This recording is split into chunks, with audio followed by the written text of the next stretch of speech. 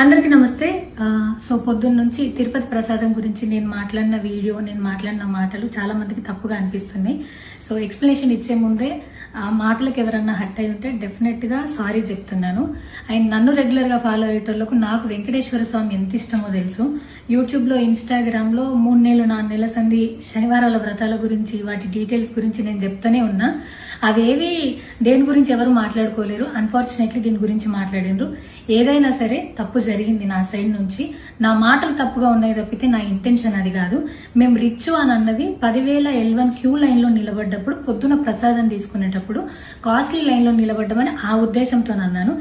ఏం జరిగినా సరే ఇప్పుడు నేను ఏది ఇచ్చినా మీకు ఎక్స్ప్లెనేషన్ లాగానే అనిపిస్తుంది తప్పితే నేను తప్పు ఒప్పుకున్నట్టు మీకు అనిపించదు. అందుకోసం నేను దాని గురించి ఎక్స్ప్లెనేషన్ కూడా ఇస్తలేను. తప్పైతే నా సైడ్ నుంచి జరిగింది అండ్ నా తమ్ముడు సోను తరపున నుంచి కూడా జరిగింది. తను అవైలబుల్లో లేడు. తన తరపున, నా తరపున అందరికీ సారీ చెప్తున్నా. సో నా ఇంట్లో వెంకటేశ్వర స్వామి, నా చేతి మీద వెంకటేశ్వర స్వామి, అన్నిటికన్నా ముఖ్యంగా జీవితంలో నాకు అత్యంత విలువైంది నా బిడ్డ. నా బిడ్డను కూడా వెంకటేశ్వర స్వామి ఇచ్చిండు. నేను ఆయన గురించి తప్పుగా ఎట్లా మాట్లాడతా? అస్సలు ఆయన గురించి తప్పుగా మాట్లాడా. ఆయన గురించే కాదు, నన్ను రెగ్యులర్గా ఫాలో అయ్యేటోళ్లకు నేను అన్ని మతాల దేవులను మొక్కుతా, అందరి దేవులను మొక్కుతా. అందులో వెంకటేశ్వర స్వామి నా జీవితాన్ని మార్చిండు. ఈ రోజు నేను అనుభవించే ఏది కూడా ఆయన దయలేకపోతే కాదు. అట్లాంటిది ఆయన గురించి నేను ఎందుకు మాట్లాడతా? అయినా సరే తెలుసో తెలకో పొరపాటు మాటలైతే నా నోట్ నుంచి, మా తమ్ముడు నోట్ నుంచి వచ్చినాయి. దానికి డెఫినెట్గా సారీ అడుగుతున్నా. ఇదేదో యూట్యూబ్ ఛానల్ ఏమంటారు వీడియోస్ పెట్టి కేసులు పెడతా అన్నందుకు కాదు, నాకు కూడా అనిపించింది అయ్యో అట్లా మాట్లాడి ఉండకూడదని, అందుకోసం పెడుతున్నాను తప్పితే ఇంకొక ఉద్దేశం అయితే ఏమీ లేదు.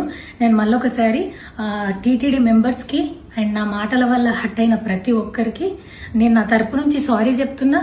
అండ్ ఇంకోసారి మళ్ళీ ఎప్పుడు రిపీట్ చేయను. సో నా సారీని యాక్సెప్ట్ చేయండి. నన్ను రెగ్యులర్గా ఫాలో అయ్యేటోళ్లకు నాకు వెంకటేశ్వర స్వామి అంటే ఎంత ఇష్టమో తెలుసు కాబట్టి వాళ్ళందరూ నన్ను నమ్ముతున్నారని కోరుకుంటున్నా. మళ్ళొకసారి ఎక్స్ప్లెనేషన్ కాదు, సారీ చెప్పినంత మాత్రాన తప్పు ఒప్పైపోతుందని కూడా కాదు. బట్ నేను చేయగలిగింది ఇది ఒక్కటే కాబట్టి మళ్ళొకసారి అందరికీ సారీ. అండ్ డెఫినెట్గా ఐ ప్రామిస్ ఇంకోసారి ఇది రిపీట్ అవ్వదు. Thank you.